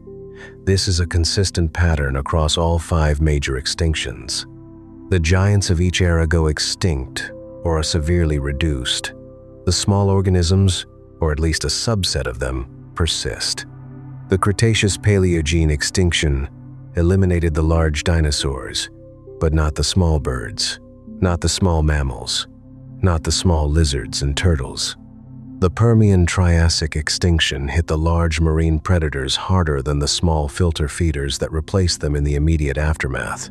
This body size pattern is another way in which the gaps contribute to the severity of the extinctions.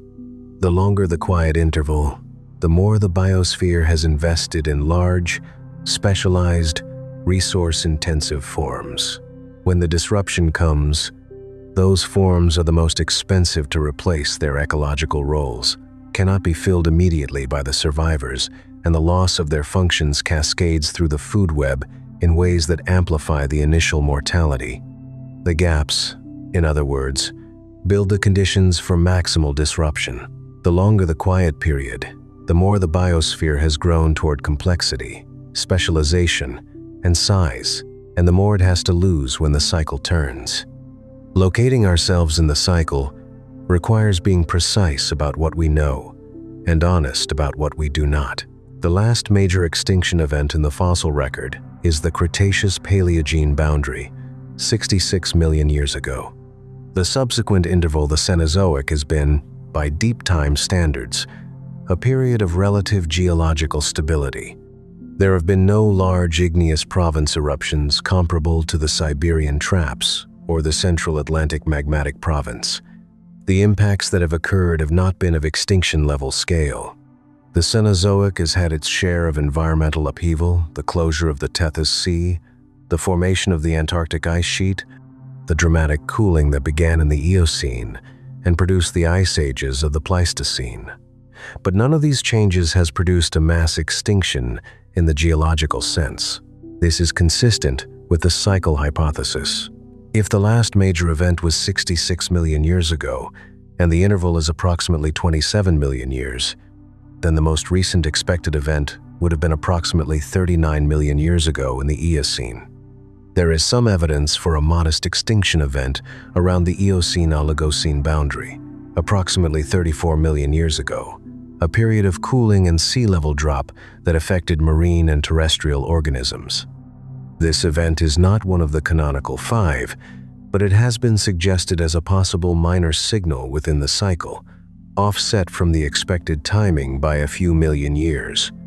The next expected event, projecting forward from the 6 million year reference point, would be approximately 12 million years in the future, in the early to mid-Miocene, at the earliest, or further out if the reference point is adjusted.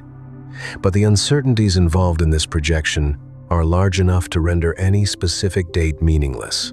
The cycle has error bars of millions of years in both directions. It is not a schedule. It is a tendency, a long-term pattern that suggests elevated risk at certain intervals without specifying exactly when or through exactly what mechanism any particular event will arrive. What is more useful than a projected date is the understanding of what conditions would make a future event more or less severe. The galactic hypothesis suggests that the risk is currently low. The solar system is moving away from the midplane. The comet flux is presumably declining from whatever elevated level it may have reached during the last crossing. The geological hypothesis is harder to evaluate. The state of stress in the deep mantle is not directly observable, but the absence of large igneous province activity in the Cenozoic suggests that the mantle has been relatively quiescent. There is also the question of what the current state of the biosphere means for vulnerability to a future event. The biosphere has had 66 million years to recover from the Cretaceous-Paleogene extinction, and in that time, it has rebuilt to a level of diversity and complexity that rivals any period in the Phanerozoic record. The mammalian radiation of the Cenozoic has produced an extraordinary diversity of forms, from the smallest shrews to the largest whales, from bats to elephants, from the great apes to the grass-eating ungulates that cover the plains of multiple continents. The diversity of birds, fish, insects, and marine invertebrates is similarly high. By most measures, the Cenozoic biosphere, as it existed before the human period, was one of the most diverse in the history of complex life. By the analysis discussed in the previous chapter, that diversity represents both resilience and vulnerability. Resilience in the sense that complex ecosystems can absorb perturbations. Vulnerability in the sense that complex, specialized organisms have more to lose from rapid environmental change. The Cenozoic biosphere, after 66 million years of recovery and radiation, was precisely the kind of mature, complex, endemism-rich system that is, by the logic of the cycle, most vulnerable to the next disruption. Whether that disruption will come from the galactic cycle, from a mantle pulse, from an impact, or from some combination of these, and whether it will come in 1,000,000 years or in 10 million years or in 50 million years is entirely unknown. The science does not extend to prediction on those timescales. It extends only to the observation of the pattern and the construction of mechanisms that might explain it. What the fossil record does tell us, with the clarity that only hundreds of millions of years of data can provide, is that the Earth system is not in a permanent state. It cycles, it disrupts, it recovers. The disruptions are severe, by any measure that life experiences them. The recoveries are real, and they eventually produce worlds of comparable or greater complexity to what was lost. The cycle does not have a direction, it does not trend toward any endpoint, toward any greater complexity or greater simplicity. It oscillates, as the solar system oscillates through the galactic disk, without narrative purpose and without trajectory. This is, in one reading, a deeply impersonal fact. The extinctions are not punishments. The recoveries are not rewards. The pattern is not organized around any individual species or lineage, however remarkable that species or lineage might be. It is organized, if it is organized at all, by the geometry of the galaxy and the physics of the mantle forces that do not know that life exists, that do not respond to what life needs, that have been operating since before the first complex animal drew a breath. In another reading, this impersonality is itself a kind of steadiness. The pattern has been running for 500 million years. It has not stopped. It has not accelerated beyond what life can survive, at least not yet, at least not in the Phanerozoic record. Each extinction has been followed by recovery. Each collapse has produced a new complexity. The pattern that looks, from inside an extinction event, like an ending, looks, from the perspective of the full record, like a phase. We are in one of those phases now. By all indications, we are in the middle of a quiet interval, not near a cycle peak, not near a midplane crossing, not in the presence of a massive volcanic province. The geological and galactic conditions are, by the standards of the cycle, relatively benign. The next disruption, whatever it will be, is not immediately visible in the physical record. The present moment, measured against the timescale of the cycle, is quiet. Whether it stays quiet, and for how long, are questions that the fossil record cannot answer because those answers have not yet been written in stone. To understand the vertical oscillation of the solar system, it helps to understand what the galactic disk actually looks like from the inside. The Milky Way, when seen edge-on, is a flattened structure, a disk several hundred light-years thick at the position of the solar system, tapering at the edges and thickening toward the center. Most of the disk's mass is concentrated near the midplane, not uniformly, but in a distribution that peaks at the center and falls off above and below. The solar system's vertical oscillation is a response to this mass distribution. Gravity pulls the solar system toward the midplane when it is above or below it, and the system overshoots the midplane and continues oscillating indefinitely, like a pendulum that never quite loses its energy.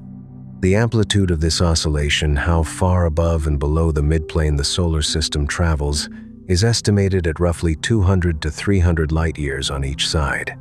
The current position is thought to be somewhere between 20 and 100 light-years north of the midplane, having crossed the plane within the past few million years and currently moving northward. The uncertainty in this estimate is itself significant. It reflects the difficulty of precisely mapping the solar system's position relative to the true midplane of the galactic disk, which is not perfectly flat, and which itself has a somewhat uncertain position. These numbers matter for evaluating the galactic hypothesis. If the solar system crossed the midplane approximately 2 million years ago, and the half period of the oscillation is approximately 13.5 million years, then the next midplane crossing is approximately 11.5 million years in the future. If the crossing happened more recently, or if the half period is slightly shorter, the next crossing could be closer. If it happened earlier, or the period is longer, it is further away. The range of estimates, combined with the uncertainty in the oscillation period itself, produces a genuinely wide range of possible next crossing dates. This uncertainty is not a flaw in the hypothesis. It is an honest representation of the limits of current measurement. The galactic clock is real, the solar system is oscillating, but its position within that oscillation and the precise timing of future crossings is not known well enough to make confident predictions about when the next elevated risk interval will begin. What is known is the shape of the risk distribution. The galactic hypothesis does not predict that extinction events happen exactly at midplane crossings. It predicts that they happen preferentially in a window around those crossings, a window that may span several million years, during which the comet flux is elevated. The cosmic ray environment is more intense, and the probability of large impacts is higher than baseline.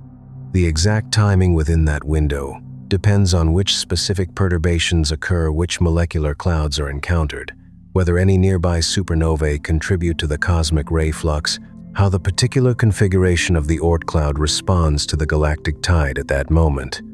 Each midplane crossing is therefore not identical to the previous one. The galactic environment that the solar system encounters at each crossing is different. Different star clusters in the vicinity, different molecular clouds, different concentrations of dark matter. This variability means that some crossings produce large extinction events and others produce only minor disruptions, which is consistent with the observation that not every 2-7 million year interval in the record contains a mass extinction of the same magnitude. The major 5 extinctions are the worst in the record, but the record also contains many smaller events, periods of elevated extinction rate that do not reach the threshold of the major 5 but are still distinguishable from background. Some of these smaller events may represent midplane crossings where the specific galactic environment was less extreme, where the molecular clouds were less dense, the nearby supernovae fewer, the perturbation of the Oort cloud more modest.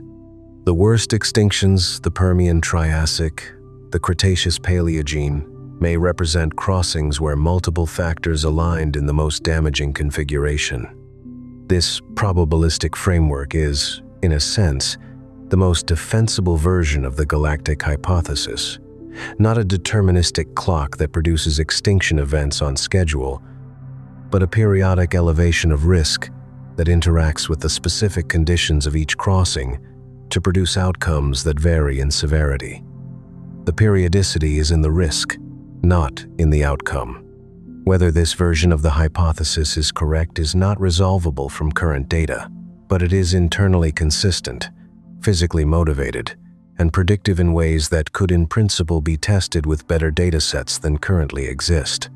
The cosmic ray connection deserves additional attention because it is one of the less discussed but potentially significant aspects of the galactic hypothesis. Cosmic rays, high-energy protons, and atomic nuclei accelerated to near-light speed by supernovae and other energetic astronomical events permeate the galaxy. The flux of cosmic rays reaching Earth varies depending on the solar system's position in the galaxy and on the shielding provided by the Sun's magnetic field and the Earth's magnetic field. Near the galactic midplane, the density of potential cosmic ray sources, particularly massive, short-lived stars that end their lives as supernovae, is higher than above or below the plane. The cosmic ray flux reaching the inner solar system may therefore be higher during midplane crossings. This elevated flux could affect Earth's climate through the ionization of the upper atmosphere and the resulting effects on cloud nucleation and coverage. It could also affect the mutation rate of organisms exposed to it over long periods, not dramatically, since most cosmic rays are absorbed by the atmosphere, but potentially enough to influence evolutionary rates in ways that interact with the extinction and recovery dynamics. The climate effect of cosmic rays is the more immediately relevant one. A sustained increase in cloud cover, driven by elevated ionization from galactic cosmic rays, could produce a measurable cooling of the surface, potentially several degrees over the course of a midplane crossing interval. This cooling, added to whatever other environmental stresses accompany the crossing, could contribute to the cumulative stress on the biosphere in ways that increase the probability of collapse. The relationship between galactic cosmic rays and Earth's climate is actively studied, and the magnitude of the effect is genuinely debated. Some researchers find significant correlations between cosmic ray flux proxies in the geological record and climate indicators. Others find the correlations weaker than the hypothesis requires. This debate is ongoing, and it will likely take another generation of research before a clear consensus emerges. For the purposes of the 27 million year extinction cycle, the cosmic ray hypothesis adds another potential mechanism to an already multi-mechanism story. One more way that the solar system's position in the galaxy could translate into environmental disruption on Earth. Whether it contributes significantly, marginally, or not at all to the observed extinction pattern is an open question. The mechanics of how mantle plumes form and rise is a subject of ongoing research, and understanding it in some detail helps to explain why the geological hypothesis for the 27 million year cycle is plausible. The mantle is not uniform. It is divided into an upper mantle and a lower mantle, separated by a transition zone at roughly 660 kilometers depth. The transition is not a compositional boundary. The rock above and below it has similar chemistry, but a phase transition boundary where the increased pressure causes the minerals to adopt a denser crystalline structure. This phase transition affects the behavior of convection across the boundary. Material sinking from above tends to accumulate at the transition rather than sinking freely into the lower mantle. When cold, dense oceanic crust is subducted at a convergent plate boundary, it sinks through the upper mantle relatively easily. But at the 660-kilometer boundary, the transition to the denser lower mantle mineral structure creates a resistance. The subducted slab, already denser than the surrounding rock, may not have enough momentum to punch through the transition zone. Instead, it spreads laterally along the boundary, accumulating in what are called slab graveyards, pools of cold, dense subducted material that have been building up for millions of years. When the accumulated material in a slab graveyard becomes sufficiently heavy and dense, it can eventually overcome the resistance of the phase transition and collapse catastrophically into the lower mantle. This collapse displaces the hot material of the lower mantle, producing a large-scale perturbation of the mantle's thermal structure. The displaced material has to go somewhere, and it tends to rise, forming broad, hot upwellings that are the precursors to mantle plumes. These upwellings rise through the mantle over millions of years, and when they reach the base of the lithosphere, the solid outer layer of the planet that includes the crust and the uppermost mantle, they spread out and produce concentrated zones of intense volcanism. When the plume is large enough and the volcanic output sustained enough, the result is a large igneous province.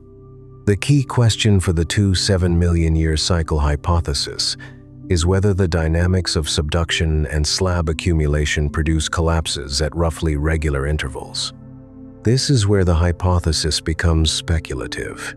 The dynamics of the deep mantle are not directly observable, and the models of how slabs accumulate and collapse are based on laboratory experiments with simulated mantle materials and on computational fluid dynamics models that are increasingly sophisticated but still far from complete.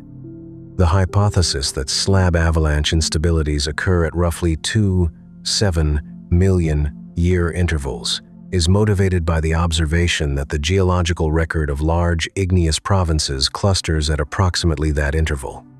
But correlation is not mechanism showing that the events occur with that frequency, does not demonstrate that subduction dynamics are the cause. It is also possible that the timing of large igneous provinces is influenced by the galactic cycle, that the increased stress on the Earth's crust from the gravitational gradient near the galactic midplane could hasten volcanic activity that was already building, which would produce an alignment between the galactic and geological cycles that would look like coincidence but might reflect a causal connection. This is perhaps the most speculative element of the combined hypothesis. The possibility that the galactic cycle and the mantle cycle are not independent, but coupled that the periodic increase in gravitational stress from the galactic disk actually influences the timing of volcanic pulses from the comet mantle. The magnitude of the gravitational effect from the galactic disk on Earth's interior is extremely small, far smaller than the tidal forces from the Moon and Sun, which are not thought to significantly influence volcanism. It is not obvious how such a small force could affect the timing of deep mantle processes, but the alignment of the two cycles is difficult to dismiss entirely. If the galactic oscillation period and the mantle pulse period are genuinely similar, and the evidence suggests they are, within the uncertainties of both measurements, then there are three possibilities. It is a coincidence. They are coupled by some mechanism we do not understand, or one is influencing our measurement of the other through the fossil record they both affect. Distinguishing among these possibilities requires better data than currently exists, and the debate over which explanation is correct is one of the more interesting unresolved problems in deep Earth and astrophysical science. What is not in dispute is the fact that large igneous provinces cause extinctions when they are large enough and rapid enough. The mechanism, volcanic gases, warming, acidification, anoxia, is well understood. The correlation between large igneous provinces and extinction events is one of the most robust findings in geological science. Whatever drives the timing of large igneous province eruptions, their effect on the biosphere when they occur is not ambiguous. The mantle, in this sense, is a more reliable driver of extinction than the galaxy, not because its effects are more certain, but because the mechanism connecting cause to effect is better understood. We know how volcanic gases alter the atmosphere and ocean. We know how the ocean responds to warming and acidification. We know, in broad terms, what organisms can and cannot survive in such conditions. The galactic hypothesis requires a chain of inference galactic crossing, comet perturbation, impact, extinction that is longer and has more uncertain links. The mantle hypothesis requires a shorter chain volcanic pulse, atmospheric and oceanic change, extinction, whose individual links are better established. Neither chain is complete. Both hypotheses are in the same epistemic position, physically plausible, supported by suggestive but not conclusive evidence, and not yet capable of being definitively confirmed or ruled out. That is an honest summary of where the science stands, and it is the right note on which to conclude the examination of mechanisms, not with a verdict, but with an accurate representation of what is known, what is uncertain, and what remains to be found. The fire from below is real. The clock in the galaxy may be real, whether they are telling the same time, for the same reasons, or different times for different reasons. That is what the next generation of geological and astronomical research will need to resolve. To sit with the 2-7 million year cycle for any length of time is to encounter a particular kind of cognitive difficulty, one that is not about the complexity of the science, but about the scale of the time involved. Human memory does not extend meaningfully beyond a few thousand years. The written record does not extend beyond roughly 5,000. The oldest human civilizations are separated from us by an interval that, in the context of the extinction cycle, is less than a single tick of a much slower clock. The interval between one mass extinction and the next is longer than the time that separates us from the origin of complex, multicellular life itself. If the cycle began at the start of the Phanerozoic and has been running since. This is the first and most important thing to hold on to when thinking about the extinction cycle. It is not a human-scale phenomenon. It is not something that unfolds within any civilization, or within any species' lifespan, or within any ecological memory. It is a feature of the planet as a physical system, as a body moving through a galaxy, as a body with a hot interior that flows and pulses, and it has been running independently of any awareness of it for hundreds of millions of years. The fact that we can now perceive it, that the accumulation of the fossil record and the development of radiometric dating and the construction of databases of marine genera across geological time have produced a signal that we can read does not mean the cycle was waiting to be discovered. It was running before there were eyes to see, before there were neurons to process what eyes see, before there was anything on Earth more complex than a single-celled organism in a warm, shallow sea. It will continue to run after us, whatever after us means. The galaxy will continue its rotation. The solar system will continue its vertical oscillation. The mantle will continue to convect. The pattern, if it is real, is not contingent on any particular arrangement of life at the surface. It is written in physics, in the geometry of the galactic disk, and the thermodynamics of a slowly cooling planet. What we can do, having perceived it, is follow it carefully. Not with alarm. Alarm has no traction on a 2-7 million year timescale, but with attention, with the willingness to look at the full length of the record, the full scale of the losses, the full arc of the recoveries, and to understand what they say about the system we live within. That is what this night's documentary is, an act of attention, paid to a pattern that operates at a scale no human mind is built to feel, but that we are, nonetheless, capable of knowing. Knowing and feeling are different things. The extinction cycle can be known. It cannot be felt, not in the way that wind or hunger or grief can be felt. It exists at a scale that is available only to measurement and inference, not to direct experience. And that gap between the scale of the thing and the scale of the mind that perceives it is itself worth noticing. It is the defining gap of deep time science. The things that matter most about Earth's history are the things that happen on timescales so long that they are invisible to direct observation. We see the products, the fossils, the rock layers, the isotopic signatures, the impact craters, but not the processes themselves. We infer the processes from the products, working backward from what remains to what must have happened. That inference is the whole of paleontology and most of geology and much of astronomy. It is inference performed with great care, with rigorous tools, and with honest acknowledgement of its limits. It is the best available method for understanding things that no one was alive to observe, and it has produced, over the past 2 centuries of geological science, a picture of Earth's history that is detailed enough to contain patterns. Patterns like the 2-7 million year cycle that were not visible at all until the data was sufficient to reveal them. That picture is still incomplete. The data is still accumulating.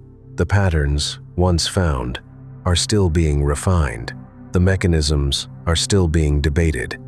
The science of deep time is not finished. It is very much ongoing, and the questions it is currently asking are among the largest that science has ever formulated. Tonight, we follow one of those questions. There is a methodological point worth making here before moving to the galactic hypothesis in detail.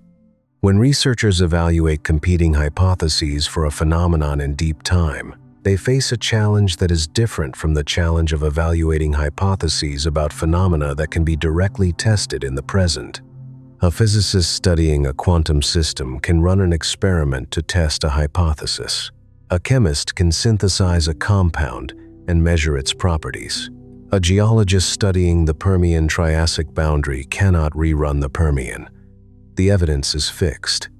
The experiment has already been run, once, 252 million years ago, and what remains is a partial and imperfect record. This means that evaluation of competing deep-time hypotheses relies heavily on consilience, the agreement of multiple independent lines of evidence with a proposed explanation. A hypothesis gains credibility not when it explains a single observation, but when it explains multiple independent observations that were not used in constructing it. A hypothesis loses credibility when evidence that should be present if the hypothesis is correct turns out not to be there. The 2-7 million year cycle hypothesis has accumulated some consilience. The periodicity appears in multiple independent datasets, marine fossil genera, large igneous provinces, impact craters that were compiled by different researchers using different methods. The proposed mechanisms galactic oscillation, mantle convection, are grounded in well-established physical processes, not ad hoc inventions. The predicted period of the galactic oscillation, calculated from the mass distribution of the galactic disk, matches the observed period in the fossil record within the current measurement uncertainties. But the consilience is not yet complete. The dating precision required to demonstrate that the extinction events, the large igneous province eruptions, and the galactic midplane crossings all line up within a few million years of each other, rather than being in rough agreement within the much larger uncertainties that currently prevail, is not yet available. The next generation of geological and astronomical measurements may provide it, or it may reveal that the apparent alignment is partly coincidental, and that the pattern in the fossil record has multiple independent causes rather than a single periodic driver. Either outcome would be scientifically valuable. A confirmed alignment would be one of the most significant findings in the history of Earth science, demonstrating that the history of life on Earth is partly written by the geometry of the galaxy. A demonstrated misalignment would clarify which events have which causes and would contribute to a more accurate account of what actually drives the extinction cycle, if it is real. For now, the honest position is that the data is good enough to take the cycle seriously, but not good enough to close the question. That is a familiar position in deep-time science, the position of a field that is making real progress but is working with irreplaceable, incomplete evidence, doing the best it can with what time has preserved. It is also, in its own way, a productive position. The questions are well defined. The methods for pursuing them are improving. The pattern is specific enough to generate testable predictions. The science will continue, as it has continued for 40 years since Raup and Sepkoski first plotted their graph, and it will produce answers that are more precise and more reliable than what we have now. That is the nature of inquiry at the edge of what is currently knowable. The edge is not a wall, it is a horizon, and it moves. The Triassic-Jurassic extinction is the most easily overlooked of the five, partly because it sits between two of the most famous periods in the history of life, the Triassic, which belongs to the aftermath of the Permian catastrophe, and the Jurassic, which belongs to the dinosaurs. The Triassic-Jurassic boundary, approximately 201 million years ago, is easy to pass through narratively without stopping. But what happened there has a character worth examining, because it illustrates a pattern that appears across multiple extinction events. The role of volcanism associated with the breakup of supercontinents. The Triassic world was a single, enormous landmass Pangea slowly beginning to fracture along what would become the Central Atlantic. As the continent rifted apart, enormous volumes of magma filled the spreading cracks, producing one of the largest large igneous provinces in the geological record, the Central Atlantic Magmatic Province, whose remnants are now scattered across North America, South America, Europe, and Africa, having been carried apart by the opening of the Atlantic over the subsequent 200 million years. The eruptions of the Central Atlantic Magmatic Province released carbon dioxide at rates sufficient to drive rapid warming. The Triassic was already a warm period. The recovery from the Permian extinction had not produced an ice age, and the global climate was generally warmer than today, and the additional forcing from the volcanic carbon dioxide pushed temperatures and ocean chemistry further from what the existing organisms were adapted to. The extinction that resulted was substantial but uneven. Among the groups that did not survive the Triassic-Jurassic boundary were many of the dominant archosaur lineages of the late Triassic, the Adasaurs, the Phytosaurs, and the Rauisuchians, as well as many of the marine reptile groups and a significant portion of the ammonites. The extinctions cleared the competitive landscape in a way that the dinosaurs which had been present, but not dominant for most of the Triassic, were positioned to exploit. The Jurassic that followed was, in large part, the age of the dinosaurs' first real dominance, a dominance they had not achieved in the Triassic, but that became possible once the competition was removed. This is the recurrent theme across the extinction record. The organisms that inherit the post-extinction world are not the ones that cause the extinction, nor are they necessarily the most sophisticated or diverse organisms present before it. They are the ones that happen to have the right combination of characteristics to survive the specific disruptions of that specific event, and they inherit a world of vacancies that allows them to become, over millions of years, things they never were before. The Cretaceous-Paleogene extinction, the most recent and best documented of the five, has a particular resonance in this regard, because the inheritors of that extinction are the mammals, and among the mammals, eventually, the primates. And among the primates, the apes. And among the apes, one particular lineage that learned to use fire to record its observations in writing, and eventually to read the rock record that preserved the event that gave it its opportunity. The Chicxulub impactor, the asteroid or comet that struck the Yucatan 66 million years ago, was approximately 10 to 15 kilometers in diameter. The energy released by the impact is estimated at roughly 10 billion times the energy of the atomic bombs used at Hiroshima and Nagasaki combined. The immediate effects were regional. A fireball that incinerated everything within hundreds of kilometers. An earthquake of magnitude 10 or greater. A series of tsunamis that reached coastlines thousands of kilometers away. And a plume of vaporized rock and superheated gases that rose into the stratosphere and was carried globally by upper atmosphere winds. The global effects were what mattered most for the extinction. The plume of vaporized rock reacted with atmospheric gases to produce sulfuric acid aerosols, which reflected incoming solar radiation and caused a rapid cooling of the surface within weeks. Simultaneously, the soot from global wildfires ignited by the thermal pulse of the impact's ejecta raining back through the atmosphere added to the opacity of the atmosphere. Photosynthesis collapsed over much of the planet. Plants died. Herbivores that depended on them died. Carnivores that depended on herbivores died.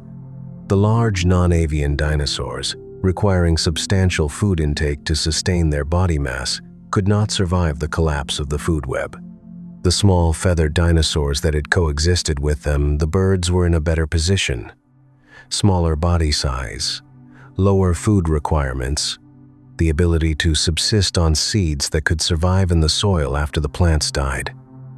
They made it through, and they rebuilt, and they are now represented by more than 10,000 living species.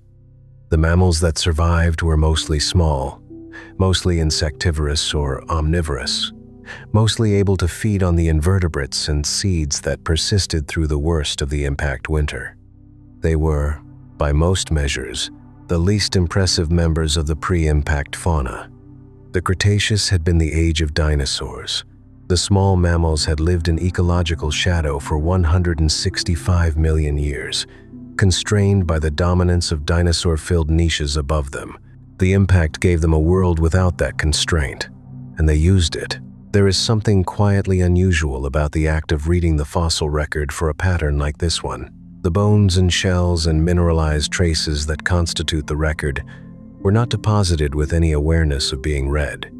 They were deposited because organisms lived and died and were buried in sediment before their organic material could fully decompose, and that sediment was compressed into rock over millions of years, and that rock was eventually exposed at the surface by erosion or uplift.